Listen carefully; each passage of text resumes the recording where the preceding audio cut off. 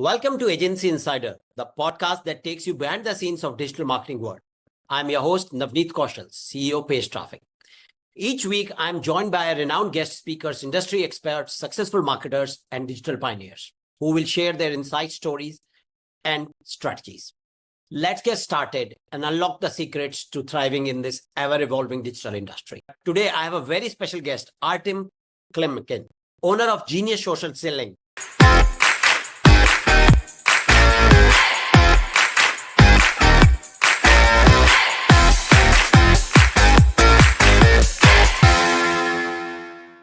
Welcome to Agency Insider, Artem. I hope I'm my man. Right? Yeah, you're good. It's people call me Artem. It's fine. First of all, thank you so much for having me here. It's awesome. So I'm really delighted. So thank you for the introduction. And let's go. Let's rock and roll. Artem, for our listeners who might not be familiar with you, can you give a quick elevator pitch about yourself and your journey into social selling? Because that's what we're going to talk mostly. 100%. So I actually have a background in SEO link building. I started back in 2018, 17, something like that. And then I had my agency for 5-6 years, and I was traveling around, also going to different conferences. At the time, I met Artem Klimkin, who was the co-founder at the time of Moz. Right. For all the old people out there. I have a cool photo with him from Madrid, Spain, where we were in one of the conferences. So I went to Chiang Mai SEO as well, 2018, I was there. I went to other places back in Europe. So I traveled around. So I ran this agency for a while. But then I was like, I love SEO, but I'm a people's person. I love helping other people achieve their goals. And SEO is like, you know yourself. You really care about all those keywords and rankings, but you're not really good with people. So this is when I realized that I can go out there and help out agency founders really figure out the whole client acquisition process, branding, and whatnot. So here I am doing the stuff that I'm doing right now, and I love it. So let me know if you have what the other questions that you got. So, of course, so was there any other reason which made you switch from the link building to the B2B lead generation? I mean, correct? Yeah. This is B2B lead generation, right?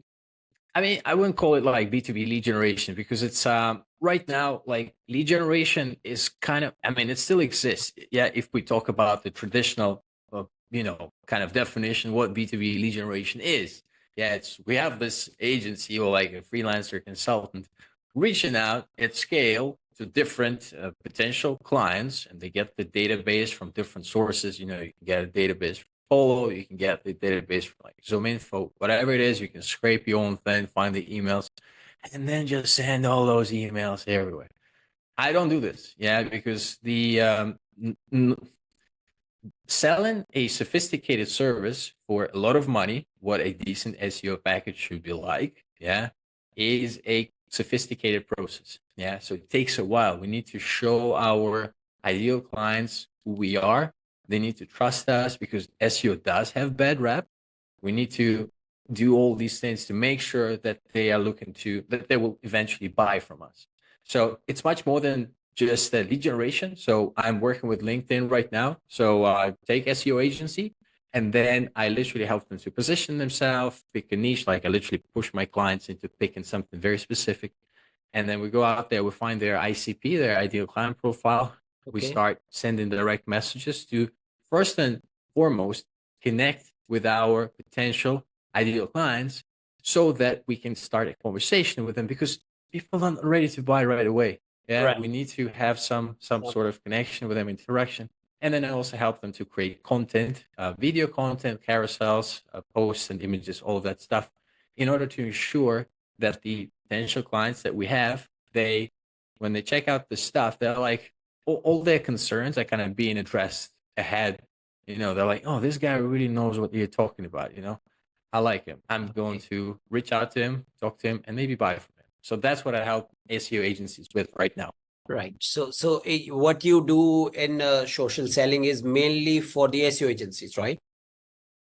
At the moment, I work with SEO agencies, but of course, I mean, any agency can be helped with this stuff, because it's really, I mean, SEO is like digital PR is right there. So I had a digital PR client, and we had amazing results with what he was doing. So it's not just agencies, it's just agencies. It's so much easier to find his clients on Right. LinkedIn. So that's Right. why. Right. What were some of your biggest challenges you faced when starting your business? I mean, the social, and how did you overcome? So, some interesting nuggets you can share. Yeah, that's the good one. I was actually doing the podcast myself recently with a co-founder of this one of the most famous LinkedIn tools out there called Everboot. Yeah, so if you go out there and you need to scrape these emails from LinkedIn, like Everboot is the go-to tool.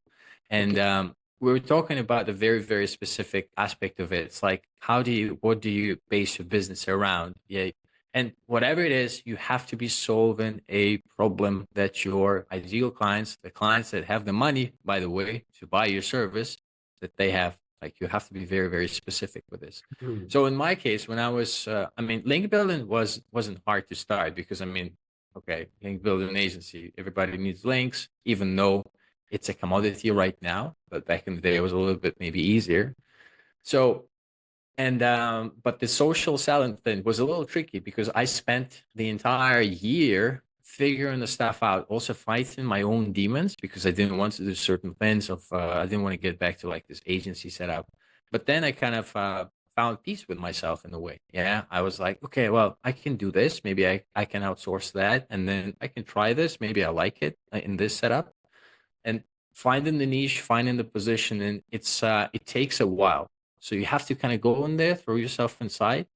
Ideally, finding something like an agency or somebody else who's already doing the stuff that you want to be doing, and then kind of steal from them in a way. And it will not be the same anyway because they are different. You are different, but you kind of Right. steal the concept. Right. As Steve Jobs was saying, it's like a great artist copy, best artist like steal, more or less. That was a quote. So gotta go and do the thing, and then you kind of can create your own stuff, but like afterwards, if you Right. wish. So So, that's kind of it. right. So, how has your previous experience shaped your approach to social selling? I mean, for link building and all that, what you were doing. Yeah, yeah. So like to give you an idea of like when I came up with this service, I was like, I know exactly how to approach people and what like different stages of my basically selling process they're at. What I mean by this is when I started launching my done for you service, like this agency work that I'm doing right now, Mhm. I reached out to 3 people in the SEO industry, guys that I already knew. So that goes to show this is what the Right. social selling aspect is all about. I reached out to them. I was like, bro, I have this thing to sell you. Have you got 15 minutes for a call? That was pretty much the message. So out of 3 guys, I got 2 of them, I got on the phone. One of them bought right away. And then the third one, which didn't get on the phone with me, he just didn't really fall into my ideal kind of profile. He referred 3 people towards me. Yeah. And then 2 of these, they didn't fit my profile ID like really well. But the third one that did, he also bought. And after a call, like we chatted for like, I actually looked at the time, it was like 18 minutes. So that was it. It was pretty quick. So the aspect of this, what I'm trying to get at, is that once you build these relationships, it's they are there for you, but you have to use them. And people are already like they have the money to buy once you have a good offer. Right. So you need to have a good offer, and people need to know you and kind of like you a little bit, Okay. to make this whole thing happen. Oh, that's interesting. So let's talk more about social selling. In your opinion, what are the key elements that differentiate social selling from traditional sales methods? Social selling is more about connecting with the person first. Of course, that is the aspect. It's like when you go into the best the analogy I can give is like when you go on a conference, some people are walking around and trying to sell their stuff, but still, like, you're not really like, approaching random dudes and like, man, I've got this thing to sell. Like, do you want backlinks? Like, nobody does this, right? It's like we, at least before we say something like that, that you have like the backlinks or whatever, we talk about like the event itself. We connect on a bit of a more personal manner. But for some reason, when it comes to online world, it's so different. It's like, hey man, buy my stuff, right away. It's so weird. So it's like social selling is basically nothing else but literally injecting this component from something that we do in real life, yeah, into the Right. online world. But it's also being honest, because I see a lot of like folks trying to do this social selling thing, trying to make friends on LinkedIn with people they want to, that they want to become their clients, Right. is kind of weird. So it feels unnatural as well. So that's why when you approach people, you have to be upfront about what you're looking for, and it's totally Right. fine. But then you have to be also a bit humane and approach them in a manner that is not pitch slapping, which basically means not sending them the pitch right in the first message. Right. So that is the thing. Okay. But you have done traditional selling when you were doing your backlinks agency, right? Yeah, of course. So I did actually, I had both ways. I had inbound prospects, inbound leads coming my way. And I also had the call from the cold outreach. So I did both ways. Okay. And So of course, got it. yeah. Right. So, sorry. So my next question with why I'm asking is because what difference have you seen in the number of the number and the quality of lead generated using social selling compared to the traditional selling tactics? So that's what I'm trying to. Okay. No, I mean, there's no problem with the traditional selling techniques. It's like if I'm going to go like one step back and explain a little bit of the approach.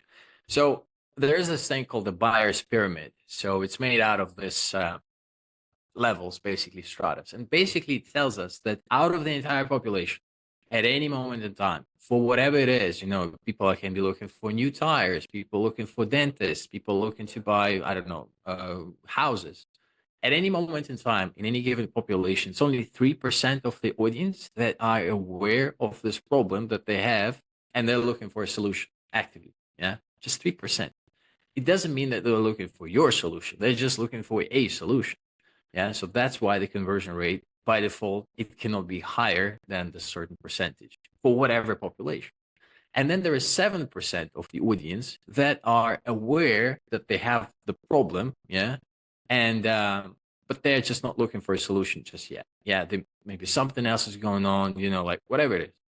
They know, yeah, I have to, I have to go find the dentist, but I still have some other stuff to do. It doesn't hurt so much, so it's okay. So the traditional selling, and I think that's what you're getting at, the traditional selling just targets like this 3% of the audience. Okay. Okay. So like literally trying to get these people that are already aware that they've got this problem and they're looking for a solution. So that's like when you run ads, say on Facebook or whatever platform. If you're looking for buyers, people with money that are ready to buy, these ads will be the most expensive. Yeah. Like the CPMs will be the highest. So the same idea is kind of here. Yeah, traditional selling kind of goes into that direction. Whereas with social selling, we are addressing this 3%. We are talking to this other 7%. And we're also talking to the rest of the audience if they are available to us, because there is a large chunk of this audience, like 30% of this audience, that they know that they don't need this. Like they know for sure, like they don't need your solution, Right. regardless of what you have to offer. It's just the way it is. And that's totally fine. Just have to know about that.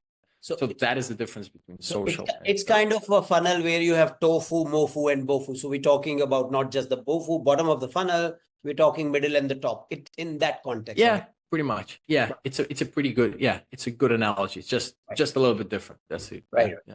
So, how do you see social media evolving in context of sales over the next few years? Because I think right now LinkedIn is the only channel which does that, but how do you see social media evolving in the next few years? I mean, in context of sales, do you have any insights on that? Yeah, it's a good one. It's always, to predict the future, we have to look in the past. It's like, we've been using the same eating, we had forks for how many years now, and then unlikely to change in the future. So this is called the Lindy effect, if I'm not mistaken. So this is, you can predict the future by looking at the past. In this case, with content and everything, I think it's already with SEO. I see like these case studies popping up. It's like people went out there and posted a ton of AI generated content, and all of a sudden, like these websites had plummeted, and then they went back and then rewrote the like had actual human write the thing, yeah, and then they posted the thing, and then it went upwards. It's something that I see every once in a while now on LinkedIn. So going back to our reality right now, we might see, I mean, already see like these avatar videos, for example. Yeah. So when you like, I'm filming videos myself, but like people out there, they create this avatar and then feed it some text or whatever. And then it just speaks out for you. So you don't have to go out there, set up the camera and do all this light stuff and anything. So they already have this. It's crazy. And with LinkedIn, and so another social, I think it will continue the same way, yeah, because people love content, we love consuming this stuff, and we will just be there. Will we get to the stage where we have bots talking to bots, so for example my outreach bot is talking to your message response bot? Will we get there? We'll see. That's an interesting one. Okay. So I mean, have you seen situations or businesses coming to you when they have tried implementing social selling themselves and then it didn't work, then they came to you? Something, has this situation been there? I get people that come in, they try cold outreach, and with social like this, with social selling thing, not really. I get the people right away. They try to cold outreach, and then they come in, they try social selling. It's different because what really social selling, I have a quick one. Social selling is not just about directly getting customers, even though it's a consequence that we observe every single time, but it's also about building up your brand, which indirectly obviously helps you to get better customers. So I had clients get invited to interviews, for example. Yeah. So pretty nice, and because the way it works with the interviewers, they also look for some expert and then they check out your feed. And that's exactly what one of my clients, what happened to one of my clients. The interviewer went to his page. She checked out this feed that he had there, and she's seen like some case studies. She's seen some content that we posted for him, and she was like really impressed. And then that's how they did the interview afterwards. So it's a lot more than just getting clients. Yeah, it's really, because getting clients is kind of easy. It's like, especially in the short run, like you only get a couple of clients, you're fine. But what do you do next? And next, you have to go out there and grow your presence online, grow your brand, so that it's much easier for you to convert new clients. The referrals, it's much easier as well. You can charge higher fees. Like that's what we do. Yeah, that's about this long-term picture. Because once you're like an SEO agency, say SEO agency founder with like 1,000 followers on LinkedIn, and maybe like a couple of interactions here and there in your posts, and then you're an SEO agency founder with like say 10,000 followers, and then you've got a lot of interaction from people. So people treat you and see you differently, and that's what we want to capitalize on. Got it. Got it. So do you work primarily with LinkedIn or other social media channels like TikTok or Metas as well?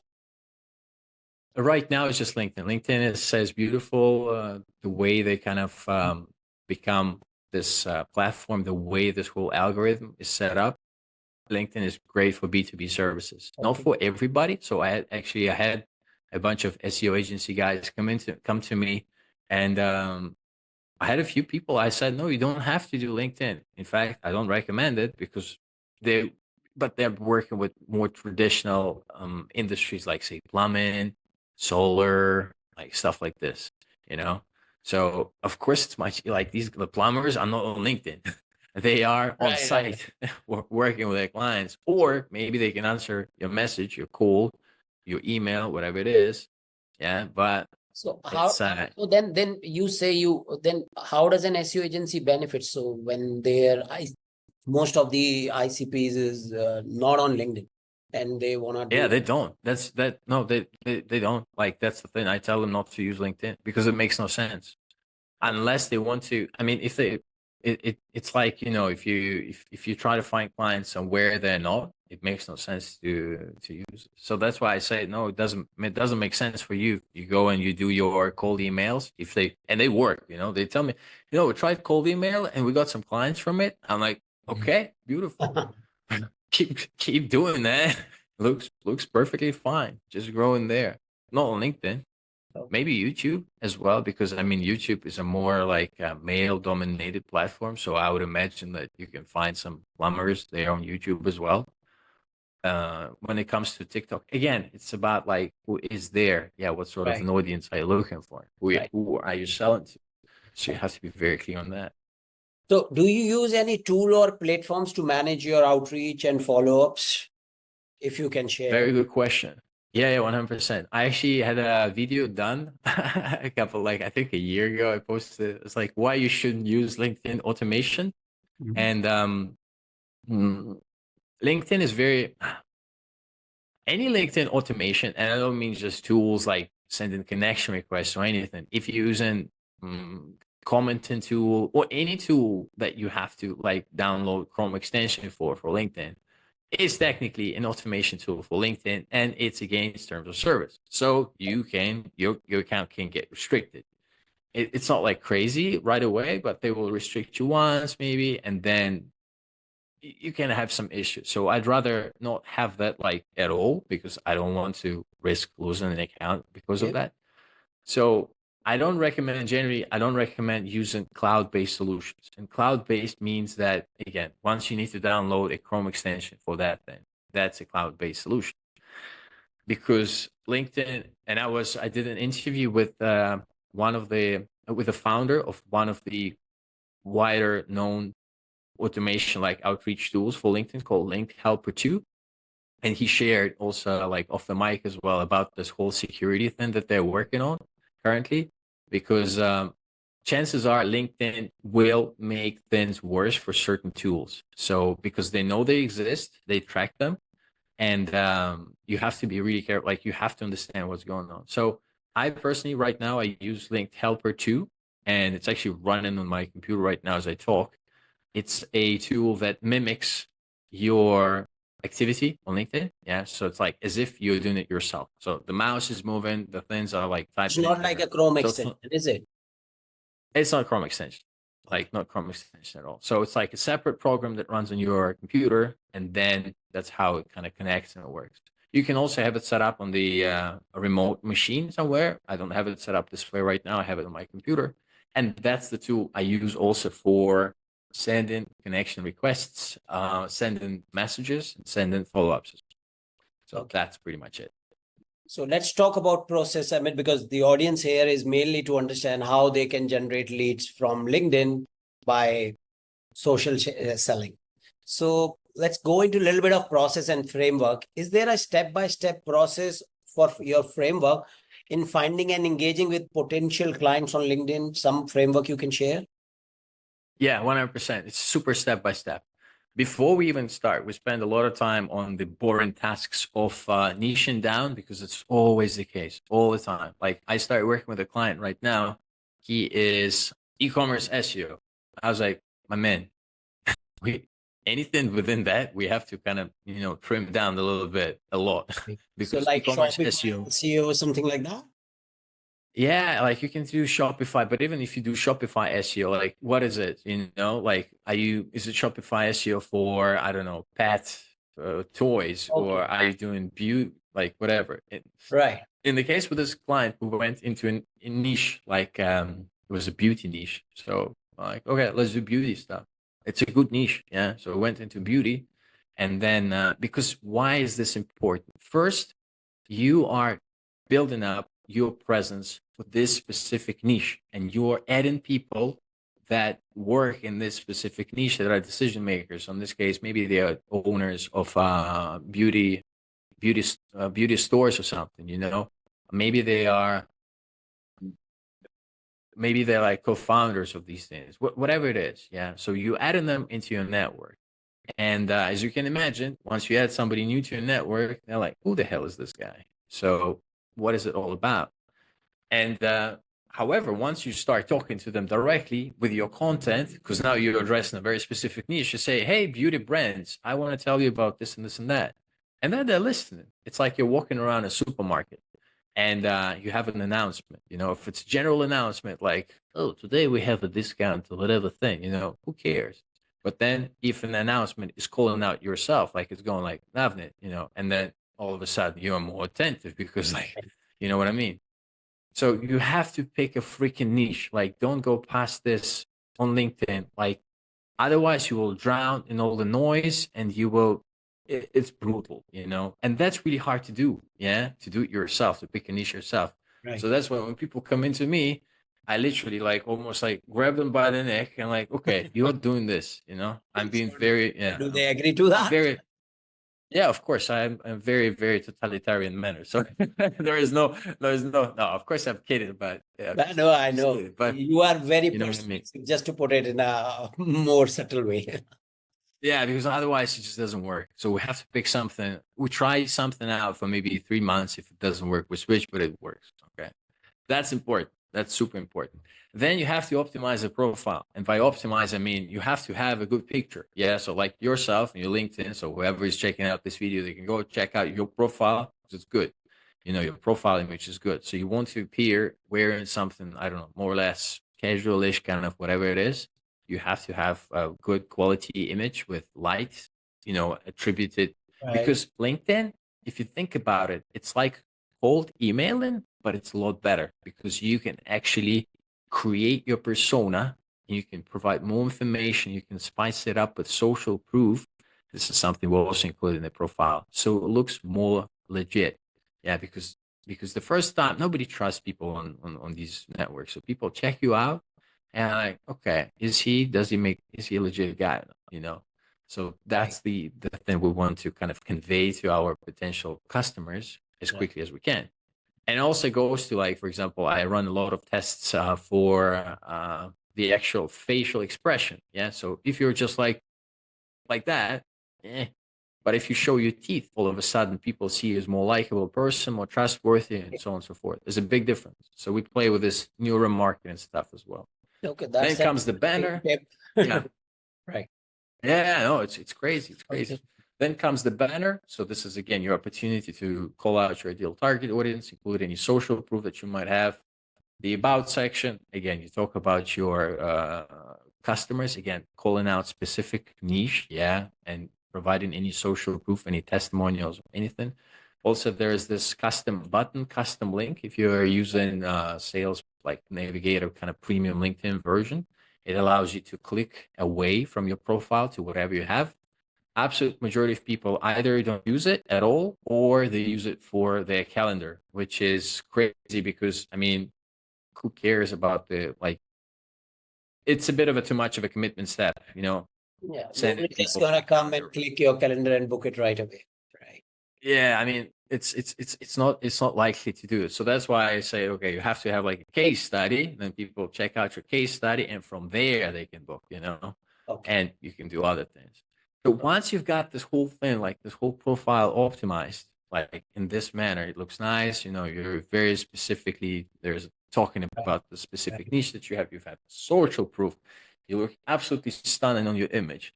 Then you start outreach process. Yeah, you go to Sales Navigator, you find your ideal client profile. So you find your companies that work, where they're based, the headquarters, company size, industry maybe. You can use LinkedIn's search bar to find, to further kind of right. filter them. Find it, right.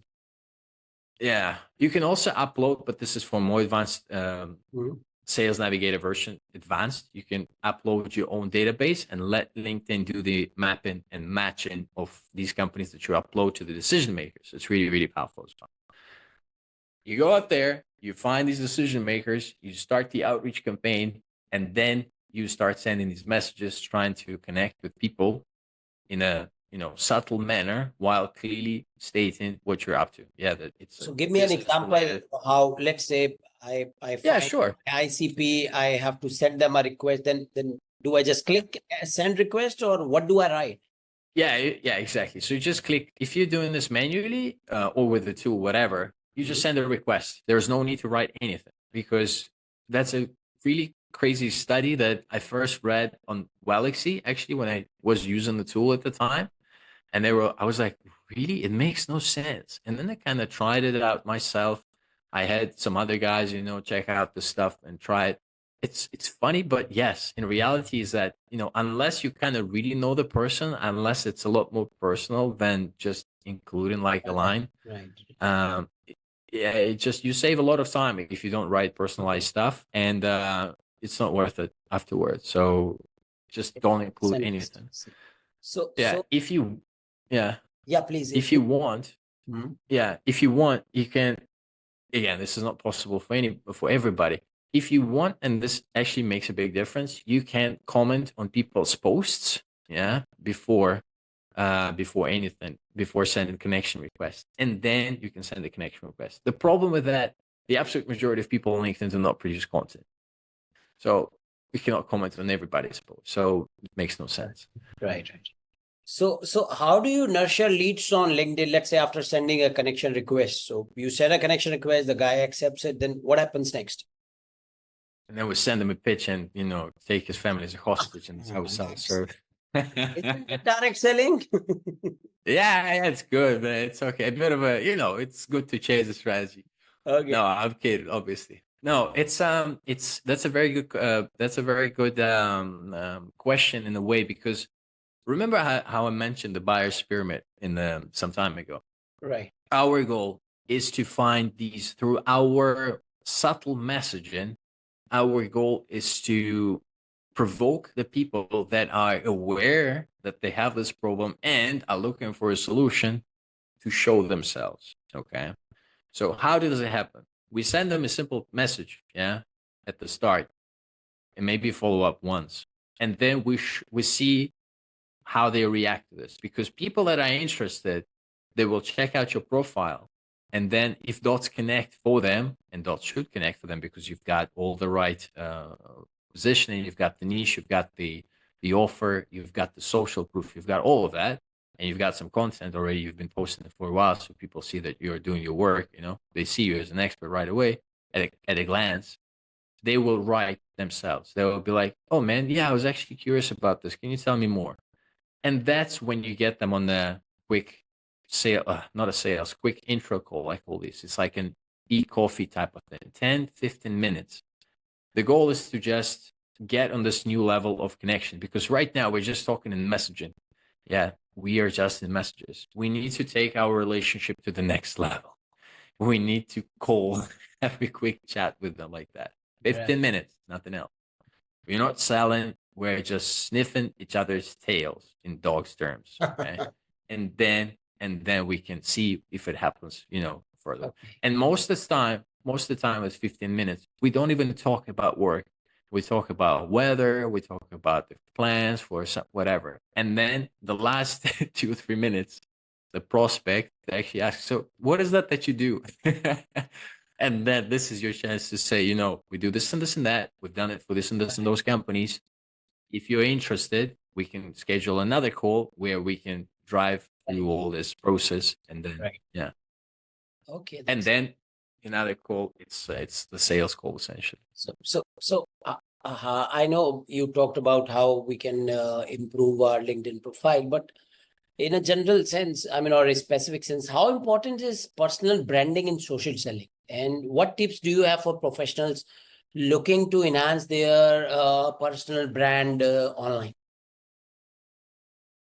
Personal brand has a lot to do with on LinkedIn and any other social media. It's a very, very powerful tool that allows you as a agency owner, in this case, to skip many stages of this process of building the rapport with your audience, doing this entire kind of content nurturing, whatever.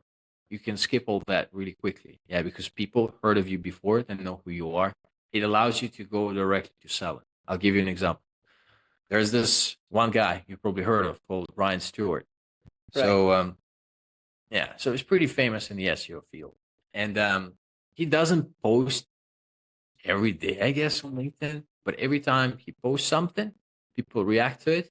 And he started doing these spectacular, from my opinion, lead generation posts when he's like, guys, we were doing this whole thing, local SEO stuff, whatever. Like, this agency model is broken, but we discovered a new one, whatever it is. And over the next weekend, I'm going to share all of this stuff, and let me know if you're interested. This will not be free, and I'm running it just once. So if you're interested, let me know.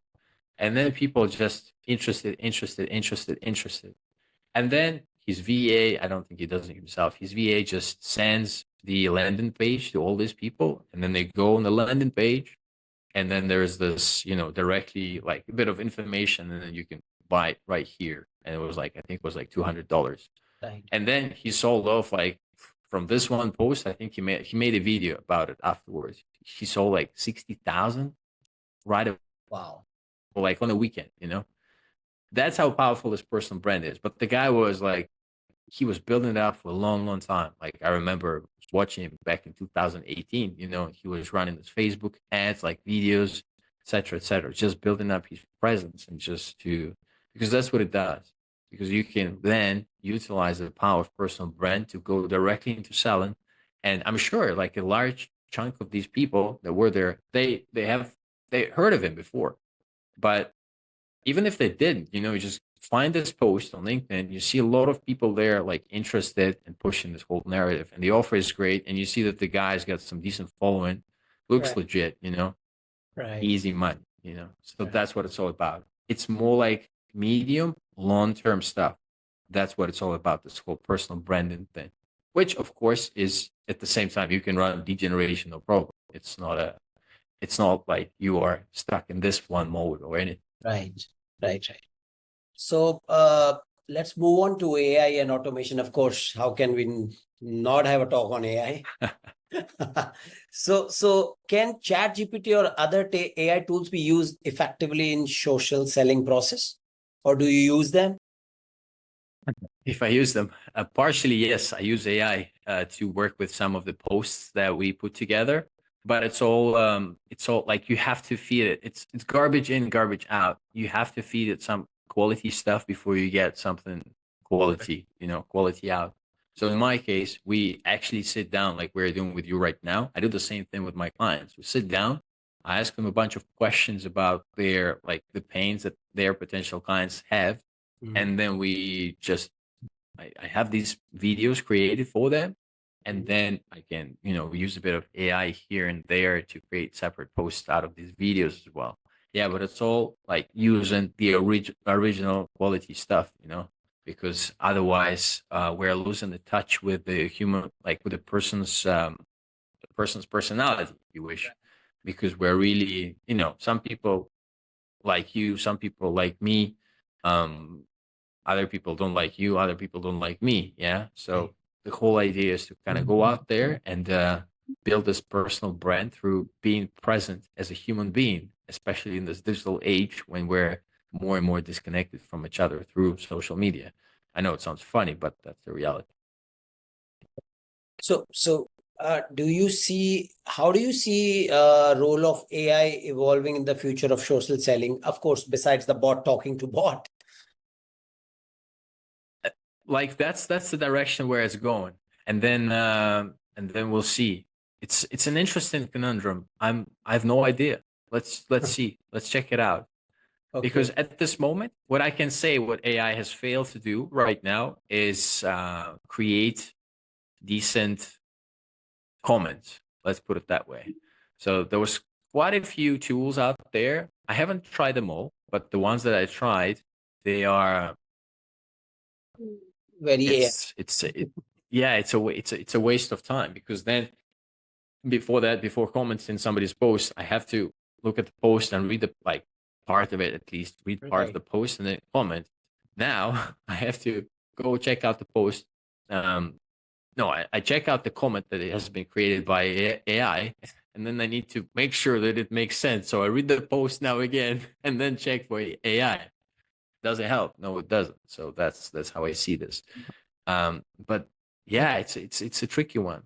I mean, you see, as LinkedIn is doing this this stuff with AI, like, oh, you can summarize the post with Right. AI or whatever. But in my opinion, it's kind of useless. You kind of give it a glimpse and then you kind of get what the story is. So we'll see. We'll see. It doesn't look like we're there yet, and we'll be using it anyway to make work better.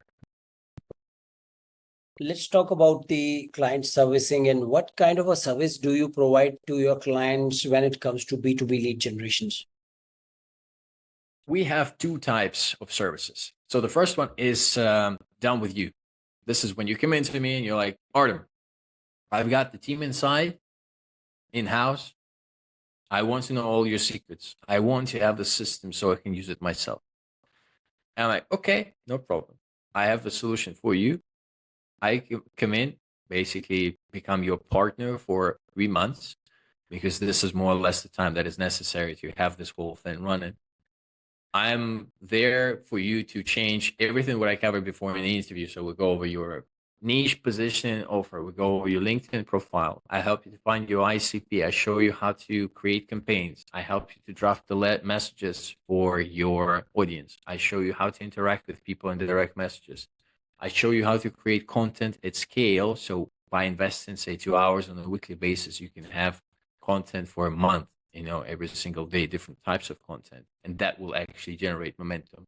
I'll show you commenting, etc., etc. So I help you to install the system internally for your own thing, and then you can, go and use it afterwards. And you also have my support afterwards for a while, because I've got this group kind of thing going on as well. That's the first solution. So you come in as an agency, it's like, I want to have it all for myself. I don't want to outsource it. The second type of agencies, they come in and they say, Artem, it's awesome. We have no time. I have the team doing the work for clients. We're fulfilling, I want to have the service done for me. And I'm like, okay, no problem. Okay. And then I help them to record these videos. Yeah, I also help with the LinkedIn profile. I help with the niche position, all of the stuff. I help with all of that, also with messages and everything. But now I create the content, yeah. And we sit down. I help them to create content. I schedule it. Again, I show some different tricks with direct messages. But we basically take this whole content and outreach process in place. And of course, the client needs to engage once they get this reply, because afterwards, like our job is like demand generation more than anything. Yeah. So the goal is to have client get those responses. Right. And then afterwards, they can take care of that themselves. Got it. These are two separate things that I do. So can you share some success stories you had from a work that highlights effectiveness of social selling? I know social selling works, but just for our listeners' sake. Yeah, I have a bunch of screenshots of messages. I'm I'm not able to kind of tell them right away, but I don't know. I had a compatriot of yours. I had the compatriot of yours doing digital PR, and then when we started working together, he was pitching everywhere, left and right. And then we sat down, we figure out the niche, we figure out the positioning, and then he realized that he needs to be pitching startups at the very specific stage of their journey. And once he started doing that, he started, like, he sent me messages like, the screenshot that I have of that message was like yesterday I booked, I think, was it 6 calls? I don't know. And then he closed 3 of them with an average retainer of like $16,500. Pretty cool. Is the moment when it all started. Yeah, because before, and it really came after we figured out this niche and position. That's digital PR. Right. With SEO guys, we did this. One of the founders was doing a CBD niche, so very competitive, a lot of money there. And we started doing this whole process then. And then week 7, 8, it's around week 7, 8 that we start seeing the results. Again, people kind of reached out from a huge, like, I cannot say the brand, but it's a huge brand that buys ad space on like ESPN and UFC. Yeah. Okay. So like literally in the cage, you can see their thing, like their logo in the cage. Okay. So it's really about clients of that magnitude that you can attract with these techniques by building your brand, by having your presence improved. Because if you cannot get these clients by just sending direct messages, sending messages in bulk, it doesn't work like that. Right. So that's the components that are required to make this whole thing work with LinkedIn. So what are the common challenges business fails when transitioning to social selling, and how do you help them overcome these challenges? One I understand would be the ICP, because that seems to be the fundamental thing. Without ICP, this whole thing won't work, right? What Yeah, else? ICP, yeah, like picking the niche. It's one of the biggest ones, but it's like a puzzle, really, right? So it's like I look at the whole picture when I start work with an agency. I look at them and I'm like, okay, so tell me, where are your testimonials? I mean, you have the case studies, but where are your testimonials? Well, we don't have them. I'm like, okay, well, if your clients look at your case studies, excuse me, your clients look at your case studies, and they're like, yeah, but he can write whatever. How do we trust that? So you need a testimonial from your clients, from before. So that's a huge aspect. Then treating it as I just had somebody, pretty well known guy actually in the industry. So I let him know what I have going on, and he's like, okay, yeah, but I'm not ready to pay the retainer. I'd love to pay like for per meeting schedule. And I'm like, okay, let's talk, because I will just show him the stuff. He's clearly not aware of what's going on. Uh, but he hasn't replied afterwards. But that's not the thing. So what I'm trying to get at here is people treat it like a lead generation service, which it's not. Yeah, Right. like social selling is not about lead generation. Right. It's all about getting clients, getting big clients, but it can take a while Right. because big clients, they need big, quite yeah, sometimes. Of course, you can get lucky. Of course, this also happens. But the biggest challenge is just not having this puzzle put correctly, have some missing pieces, for example, and Right. then not invest in like enough time, because it is draining. Yeah, you have to do a lot of monotonous kind of repetitive things to make this whole thing work, just like link building in a way. Right. So, that's an interesting take.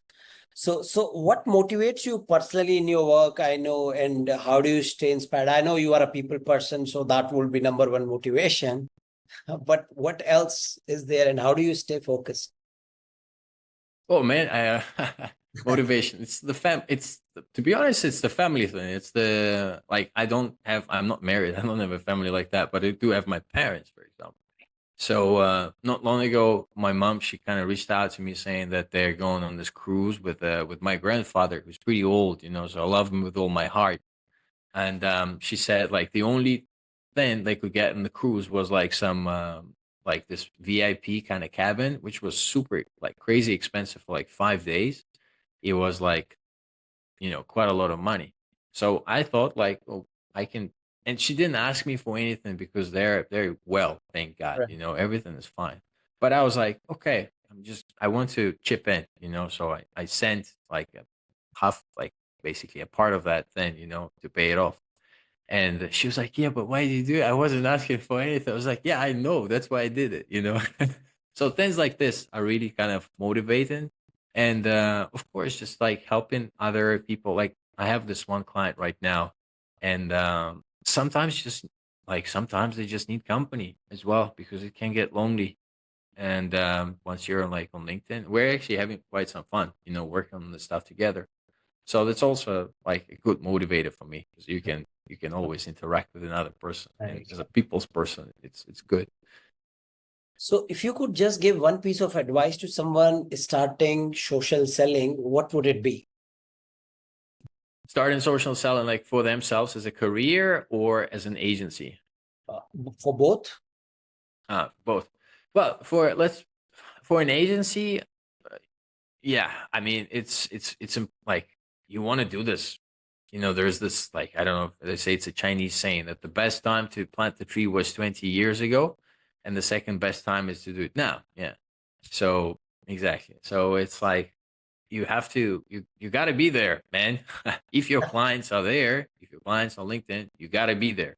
So you have to have it all set up and build up your presence because and it just doesn't matter about LinkedIn. For example, I record my videos on YouTube as well. So for my audience, yeah, I know that my target audience, they're on YouTube as well. So and YouTube has a brilliant algorithm that actually works Do much you help better with over. YouTube as well or no? Yeah, this is something that I'm thinking about going forward because it makes a lot of sense to do Yes. YouTube as well. It makes a lot of sense. So because you know yourself over like medium slash long term period of time, YouTube is great. Yeah, and you can play with this. You can do. LinkedIn is not like that. So Right. coupling, say YouTube for long term and LinkedIn for more like short medium term gains, it's very good. But Right. LinkedIn on itself works just as fine, just like YouTube does as well. It's just different beasts, and you should always like Right. Right. diversify.